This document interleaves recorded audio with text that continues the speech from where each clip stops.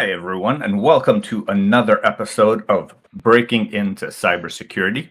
Welcome all of those on LinkedIn. Follow myself and our guest today, Knox, on LinkedIn, and subscribe to the show so that the next time we come on, you can see it. For those of you following us live on YouTube, yes, we're live on YouTube as well. Hit that subscribe button and that notification button.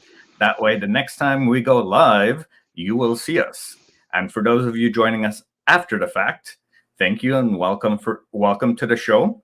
We already have some guests chiming in, Knox, so let's see what they have to say. Carrie says, my favorite time of day to hear about breaking into cybersecurity. I told a joke today about oil and people didn't laugh since it was a crude joke. Come on. Dun, dun, dun. Welcome, Jermaine. Okay, perfect. If you are signing in, yes, this is being recorded and it will be available for restream. If you're joining us live and you have questions for Knox along the way, feel free to send them in. Good morning, Roy. Thank you for joining us from Utah. Perfect. Well, the thing I love about Knox's story, and I'll let him get into it, is that he was a teacher at first. And that's one of the things that I love seeing teachers come into this field, because we absolutely need that skill. And I think it's often overlooked. So Knox, tell us about yourself, starting from being a teacher. Yeah, well, I'm Josh Knox, and as you've already picked up, I just go by Knox. There's too many Joshes in the world, and so yeah, I was a high school teacher. My degree was actually in Bible, and I've always been a tech guy, though. I've always loved working with technology. I had my first computer in 6th grade, and learned to do BASIC on a good old TRS-80. But that wasn't the direction my life took. My life went kind of down a ministry direction, and I ended up at a Christian school here on the south side of Indianapolis, and I was teaching Bible.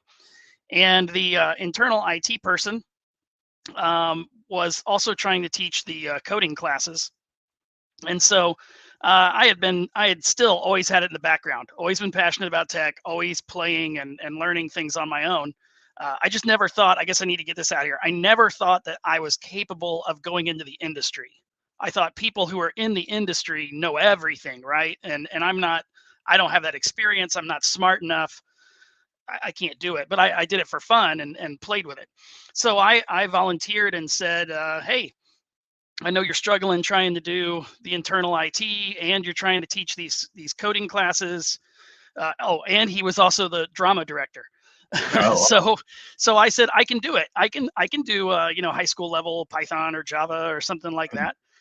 And so he talked to the administration. They let me do it. So I started with one class on Java, and I used the old Think Like a Computer Scientist curriculum that's out there online. I think that's still out there somewhere. And that first year went really well. I enjoyed it. Second year, I had 2 classes. I was doing a middle school computer class, and I was doing I did Python the second year.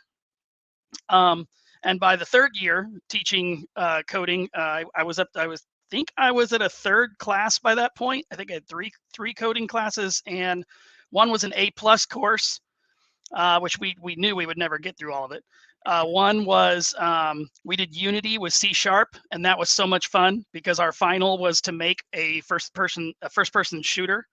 nice. At least one level. And then that third class was, again, that little middle school kind of intro to computer class. So that's how I got started with it. And then I decided that I wanted to do this full time. I wasn't getting any younger. You don't make a ton of money teaching. And I had daughters who were headed for college. So I decided that I would go ahead and pursue and get that A+, and I got the Network Plus. And so and this is where networking is really important. One of the parents at the school owned a managed service company in Indianapolis, a managed service provider. And so I reached out to him and said, hey, I really think I'm ready to make the jump to this full-time IT thing. And he said, well, okay, well then you're going to work for me. What he didn't tell me though was that I was going to start as a tier 1 reset your password, uh, guy who answers the phone, and that's where I got started. Nice, nice. Well, I wanted to touch on a couple of things. First, we have some comments. Jermaine says, "Well, while it's early in the show, it looks like you're running everything on those monitors like you're running a corporate SOC." Yeah. And I comment on that too. So love your setup. We have Henry from Miami.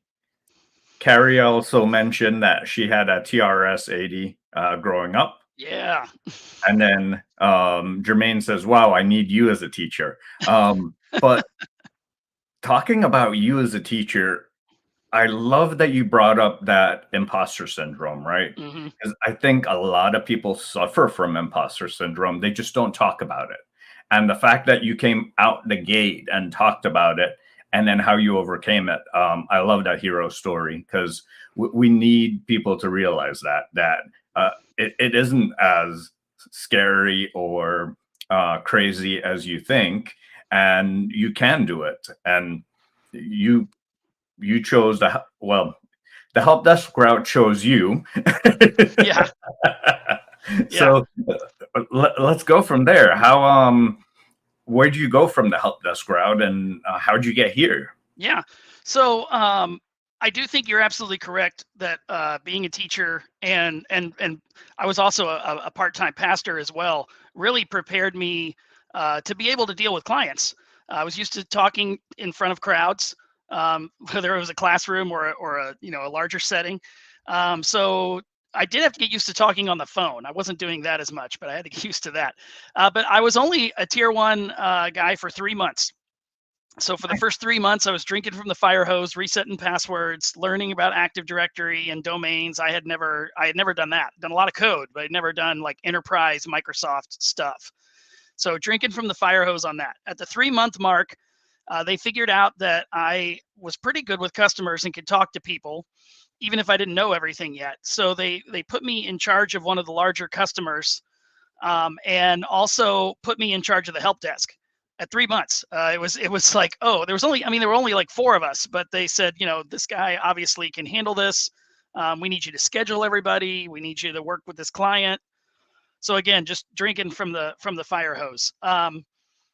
We were 24/7. So to answer the question about the monitors, this all got started back then, way back then. This was like 6 years ago at this point, maybe 7, no, 6. But I would get a call from somebody at 2 in the morning, and they're like, I can't get to this server. And I'm like, well, I'm not going to be any help. I haven't learned that much yet, but I had to find somewhere in the house where I could quietly come down here. So it was the basement. So come down to the basement and work with my other engineers to try to figure out what the problem was. And of course, it was a Windows environment, so I always use that as the excuse of why I needed so many monitors, because I was RDP'd into like 4 servers at once. So, and I had chat and I had email. So I use that as an excuse, but really I just like all the monitors.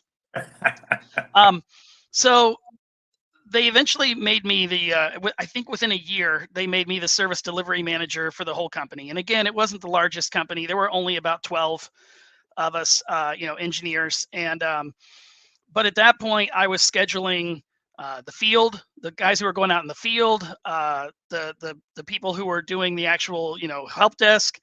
And I was managing customer relationships, going on site.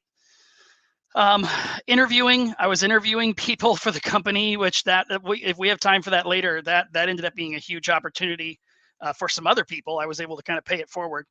But I at the end of that, they were killing me, right? No ill will towards them. It is what it is. Anybody who's worked for a managed service provider knows that it is difficult work. And it was taking a toll on my life and my marriage. So what happened was I was nominated for an award here in Indianapolis. There's a group in Indianapolis called Tech Point, and they have this yearly thing they do called the Tech Point 21, and it's like up and coming non-C-level people. in tech. And my CTO nominated me for it, and I won. I was one of the 21. So while I was at the awards event, again networking, my wife was sitting next to a very nice lady who was an HR director for a tech company in the city, and they got to talking. And by the time the night's over, I've got her LinkedIn, and we've kind of met each other. So about a month after that, I decided I needed to start looking outside that company and seeing what my next adventure was going to be. So I reached out to this HR lady, and said, "Do you have any positions that you might need me for?" And they hired me to come in, and I became I was actually their internal IT person at the company. Is how I came in the door. And the funny thing was, is they were a Mac shop, and I had never touched Macs in my life, but yet they were willing to. They knew I'd pick it up, so I had to learn a Mac environment, and came in as their internal IT guy. Nice. Some great comments coming in as well from earlier. Kimberly mentioned, as a woman in STEM, very familiar with the feeling of imposter syndrome. Thank you for sharing. Michael Mims mentioned such a great story. Sterling mentioned that the best way to learn is to get thrown in. And then we have Rakeem that's saying, been there, trying to explain to my boss why I need a 43-inch with flanking 23-inch monitors. Exactly right. Enterprise Windows. That's what you need it for. So, well, yeah, let's talk about that. So, new environment, ramp up in Mac. Like, how's that go?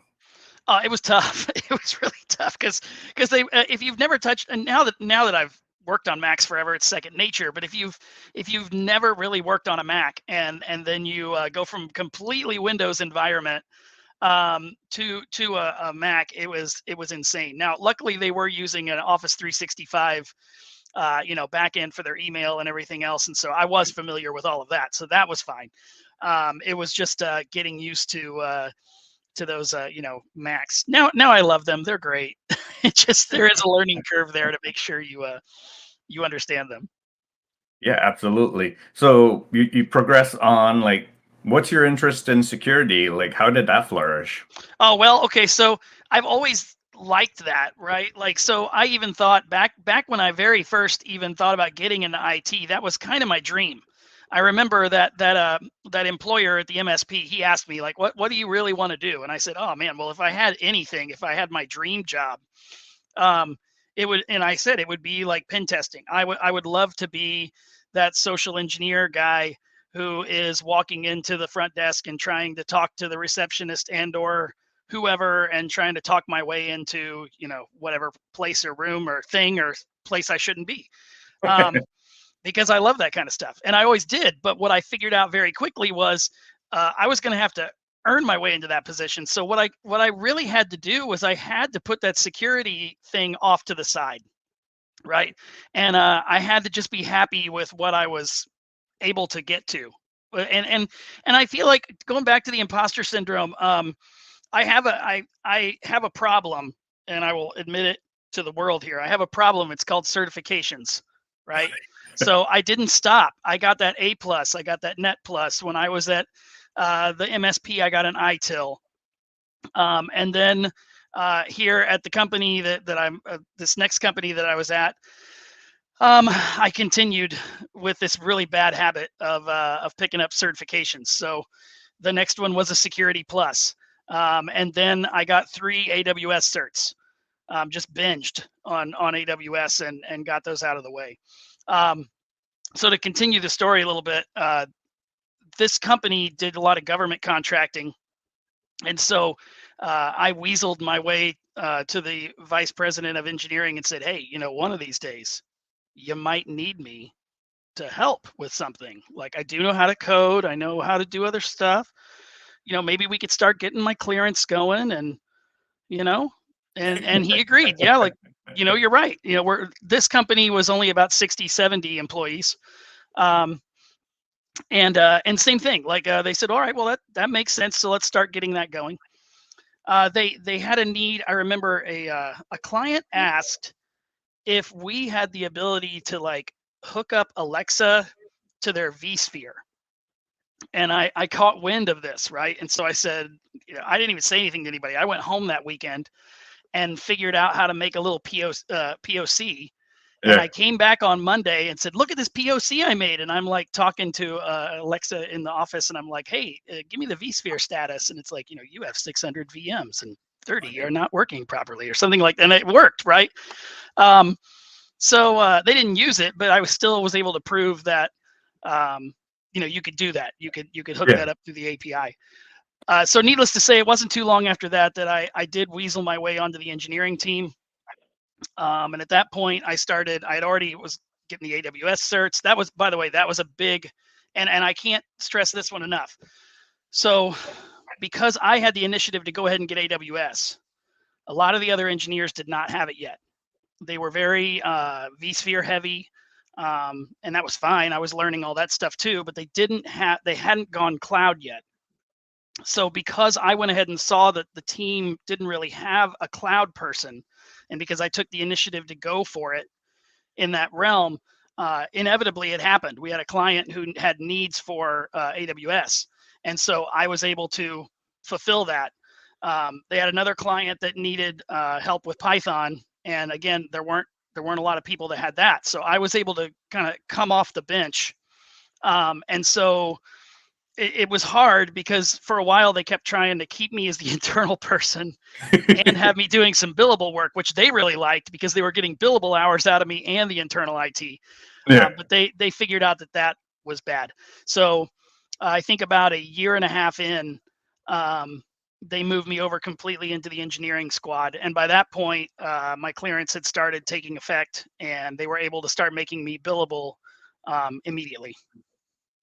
So let's talk about how you're doing security in engineering, because I think there's that I don't know, dirty feeling that, oh, to be in security you have to have that like security title, but that's not necessarily true. Like you could be architecting solutions, you could be securely designing infrastructure, all those things. Tell us about how you integrate security into your role.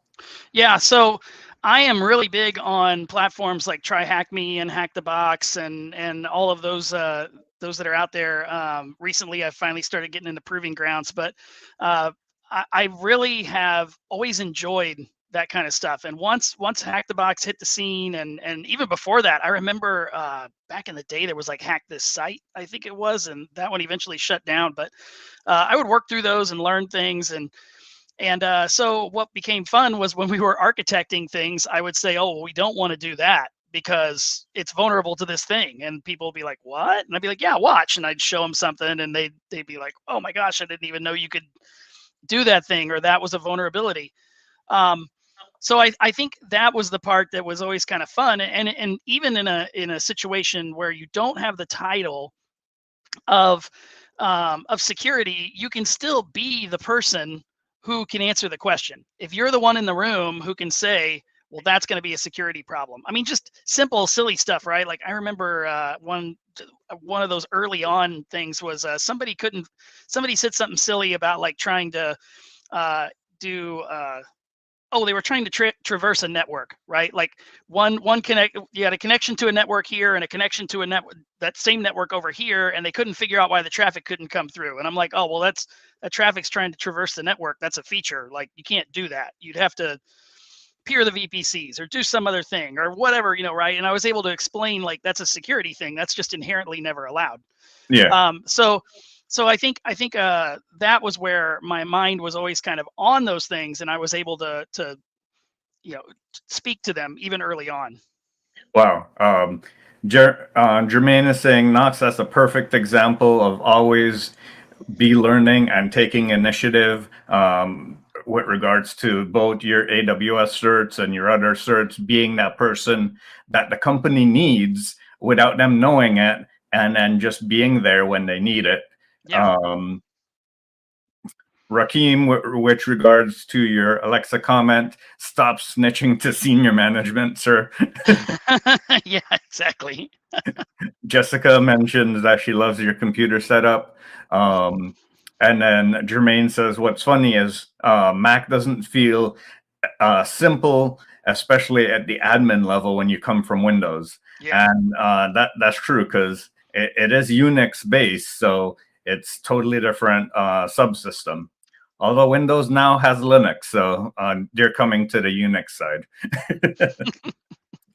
And then Julie is also joining us. Hashtag lifelong learners. Absolutely. So let's talk about that. How do you continue to include security as a solution architect within your current role? So yeah, so jumping to the current role right now, I ended up doing it again. I started learning Kubernetes. We had a client that wanted to deploy one of the apps we were working on onto Kubernetes, and nobody on the team had Kubernetes. So I went home over a Christmas break a few years ago and started playing with Rancher and other things and trying to learn some Kubernetes. And again, I realized there was a cert, so I went ahead and got it. And so that got me into the Kubernetes world. Jump ahead again. VMware found me and said, "Hey, you have clearance. You know Kubernetes. You're kind of a unicorn. Here's money." And I jumped over to VMware and to Tanzu. And see, here at this point, Chris, this is what's interesting. Once I finally got to VMware and started doing the work with them, that was when I realized, okay, now is the time that I can truly focus back towards security. And so I feel like I tell people, I feel like my first, almost 5 years in the tech world were my pre-med, right? Like that was pre-med. I just had to learn all the foundational stuff, all the stuff like automation and Linux and Mac and Windows, and it was learning all these things. And security was always there in the background. But I had to get through pre-med, and now I feel like I can pick a specialty, right? Yeah. Like, you think of a doctor, like I'm going to pick cardiology, I'm going to pick oncology, I'm going to pick whatever. And I feel like just now I'm finally able to say, okay, now I want to pick a specialty, and I want that specialty to be security. And in my case, I've even tried to specify even a little further security in Kubernetes because I'm already there. And again, it aligns with my employer and what I'm doing, during the day. And so that's been the route I've been trying to go. So I've picked up, I have a Kubernetes security cert. I have an AWS specialty, the security specialty. I picked up Pentest and Pentest Plus and cybersecurity analyst, all that stuff. So that again, and by the way, that is the thing about being older and coming to this. Again, I feel like I have to just rack up those certs so that I can say, look, I really do deserve to be here, even though the career is short. Well, let's talk about that. Yeah. There's a cert that's the piece of paper, and then there's a cert that is here's the experience that I learned and the piece of paper to prove it. Yeah. And I'm just guessing based on our conversation, you do the certs to learn rather than do the certs for the paper. Yeah, exactly. I do. I do the certs to learn because my thought process is always if I'm gonna venture into this new technology, I want something to prove that I ventured into this new technology. Yeah. And so I always assume that it's in my best interest to go ahead and just not just learn it a little bit, but learn it enough that I can also have a cert for it, and then that way I can continue to go down that path. Okay. So we have a question from Rakim. Can you explain solution architect, specifically how solution is defined? It always seems like it's a catch-all title for management when they need a full scope problem solver. It And is. I mean, coming from your history, it probably is true. Yeah. Yeah, it is. So what that means when they say you're a solutions architect, what that means is that, to me at least, I don't know if this is the official answer, but to me it means that I know my product, right? And I also know enough about the rest of the world that when you as a client come to me and say, I would like to put your product in my Snowflake environment, I am able to design a way to do that. And I because I've done it enough, I know the pitfalls or the things that are going to be a problem or the things that won't work immediately. And so I'm able to help architect a solution where I'm able to take my product and lift it into your environment, because we all know that everybody's environment is a snowflake and they all have different requirements. But you're absolutely correct. It is kind of a catch-all term many times. But it sounds like, because it is a catch-all term, it allowed you to pick your specialty Hmm. of Kubernetes, and then now of Kubernetes security, where Jermaine has a question: what resources did you learn for Kubernetes security?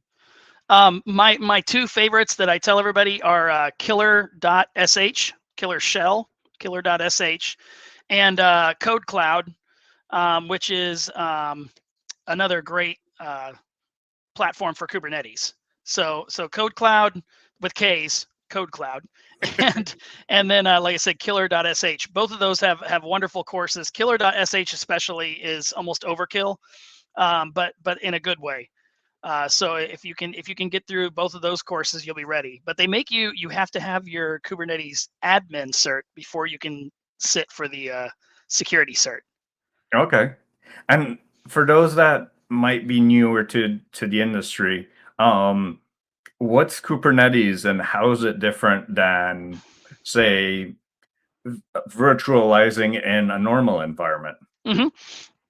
So the way I always like to explain this is, it's about. They always say it's about organizing workloads and blah blah blah, but really, from my standpoint, you have to think of it as an evolution, right? You had back in the day, you had a server, and it was literally a box. And I feel like in my years, because of my path, I got to see this firsthand. So you got a box sitting in a closet, and that's your domain controller for Windows, and that poor little thing's working 24/7, and if anything happens, he's dead, and you had to have a backup solution. So then some smart people came together and said, well, we need to virtualize that server. And so then the box became a host, and then you had a VM inside the host, and the VM, you could have several VMs in one host. But even then, a lot of times that server is sitting there and idling at like 5% and not really using all the resources it could be using, especially if you were in a cloud and you're paying for a cloud environment. Oh my gosh, you do not want to have some large server sitting there idling at 3% and you're paying a full price for it. So the way I always try to explain it to people is, now imagine that we've abstracted one layer further. Now we have containers, and containers most of the time are sharing the kernel with the VM. So you've got your host, and you've got a VM in the host. And now your containers share the kernel with that VM. It's always Linux. There are no Windows containers. It's not a thing. So they're sharing with the host. And so now what you can do is now you can have containers that expand and utilize those resources inside that VM. And you can have 3 or 4 VMs, and you have Kubernetes is orchestrating these containers, and you don't have to worry about it. You have a definition. The container pulls an image, and then Kubernetes even schedules. They call it scheduling the containers where they go. So it looks at the nodes and it says, oh, this node has room. Let's utilize that node. And so it deploys the containers in it. It can watch. Is a node, Go ahead. for those following track, is a node a virtual machine or a physical machine? Yes, a node is a virtual machine. Okay. And so then as your Kubernetes environment fills up, you can just keep adding nodes, more VMs onto your Kubernetes environment. And Kubernetes will, you can have a single ingress solution for all of your applications. You have networking inside. So Kubernetes takes care of its own encapsulated networking for all those containers. So you can keep that hidden away from everybody. So there are a lot of things that end up getting abstracted away. The development process, in theory, should be easier because you develop for a container. You have an image of it and you just deploy it, and then it multiplies and it scales out to whatever you need. It's a lot harder than the way we just explained that. But that's how it works. Now, security, there's a big misconception out there that security is just better, like inherently better in a container or in Kubernetes, and that is completely false. That's the same as saying that somehow a VM is somehow has better security than just a physical box. Like, not true. Kubernetes has, if it is not configured correctly, it is just as vulnerable as anything else that is out there. So it's kind of fun to find those things. And if you have a vulnerable container now, you have potentially thousands of them that are vulnerable versus one. Exactly. Yep. And So, then you try to find some clever way to break into your to get out of the container and onto the node. And then once you're onto the node, then you're trying to find clever ways to either be able to deploy more containers to mine your coin, or you're trying to figure out how to get credentials to the cloud provider that the Kubernetes is running on, so you can mine more coin. So there's vulnerabilities that you have to watch out for. oh, thank you for that quick lesson there on Kubernetes. So we've gone from starting out in help desk to now becoming a Kubernetes security professional. For anyone listening now or in the future, what one piece of sage advice would you give them if they were following in your footsteps? And you're just saying if you're trying to just break in, period. Yeah, break into cybersecurity and they were Yeah. following your footsteps. Maybe potentially even as a Kubernetes specialist. Yeah, I think it's a couple things. One is you know more than you think you know, and you're more valuable than you think you are. That's the very first thing. The second thing is just start learning. Just find what you're excited about and start learning. We've heard this one all before, but start networking, meetups or community or whatever you can do to start meeting some people, and contribute back. Like they're kind of the standard things that we hear, but they're very true. And don't be afraid to just jump in and get going, right? Because like I said, they need you out there. Get in that first job, and then I had really good advice. My first job, an older fella at my first job said, find the hardest thing to do and go do it. And he was right. If you don't shy away from the hard things that your company or whatever you're working for is trying to do, and you're able to provide value, then you'll keep moving. If that fails, do documentation and the engineers will love you. That is absolutely true.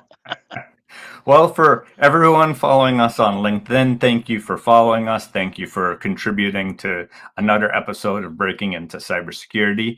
Follow myself and Knox. For those following us on YouTube, hit that subscribe button and the notification button. That way you see us next time. And for those of you following us after the fact on podcast, give us a 10-star rating. That's twice times 5 if you can. If not, I'll settle for 5. And then share it with 5 more people. And that way we can have lots more people in the industry. As Knox said, we have a need. So share it with 5 more people. Everyone, thank you very much for joining us. Knox, thank you so much for your time today. Thanks for having me.